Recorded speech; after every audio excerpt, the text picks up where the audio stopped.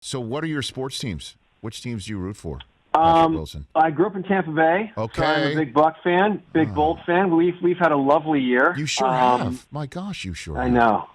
I know. It's been awesome. Actually, yes. I did that NFL-a-thon thing. Yes, I remember that last year. Yes, you and I wore my little hat, and everyone mocked me for not everybody on your show, but everyone, oh yeah, you're a Buck fan. Oh, sorry. Oh God, remember 2003? Yeah. Just keep waiting. So I was super excited for that. Big year for Tampa sports. Yes, yeah. It certainly helps to have Tom Brady when you want to flex. You know what I'm saying? It certainly does. It does. No. But I mean, what a year! I mean, it was the city of champions for crying out loud. Tampa Bay. Unbelievable. The Rays have been on a great run. Now they're with the Yankees, and I'm a huge sports fan, and I've been in and around New York longer than I actually ever lived in St. Pete in Tampa Bay. So I was a Yankee fan before I was a Rays fan because when I was there were no Rays. We would go watch spring training, and I was a Cards fan as a kid.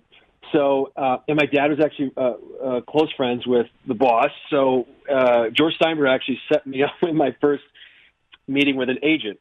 Actually, I've never said that before, but it's true. So what? No, hold on a second. I got to stop you. Isn't that funny? All right. Well, hold on a second. You, Patrick Wilson, your father, tight with George M. Steinbrenner III. Is that what you're saying? Yes.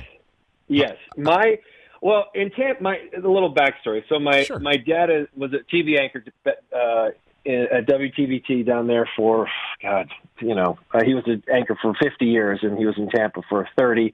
My brother's the anchor now, and my dad and my mom always did this Christmas show that the Steinbrenners put on and for all at-risk kids, and it's an amazing event they do every year. My brother now does it. So my point is, over the past 25 years, my dad became very close with the Steinbrenner family. So, and it was always one of those things. Well, hey, your kid's going to be an actor. Well, hey, when you need some help, give me a call. And you're always like, yeah, come on, you're George Steinbrenner. And sure enough, I wanted to go. I was in college, and I wanted to meet an agent. And sure enough, within a phone call, because he knew so-and-so, he knew everybody. Of course. Set me up with an agent. I went in, and they were like, wait, why are you here? And I was like, my dad's friends with George Steinbrenner. Ridiculous. Just pulling out every stop. Why not? It's pretty awesome. By the way, why not? By the way, I like the way that you telling the story using the Larry David voice for Steinbrenner. I thought was outstanding, Patrick. I caught that because that's the way he did sound. I mean, that's the way he talked. I know. Unbelievable. It was awesome. He was.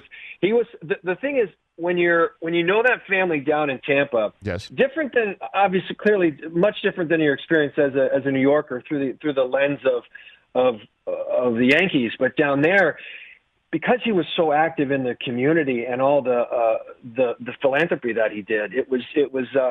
They're just an amazing family. So we've always had a great relationship with them. I'm just talking about. I've never talked about the Steinbrenners before. I love it, Patrick Wilson. This is the type of show for you to do it on right now. And certainly, I'm a native New Yorker. I'm from Staten Island, New York, a diehard Yankee fan, and so I grew up with a front row seat to Steinbrenner's 70s Yankees, 80s, 90s, then obviously all the way through his passing.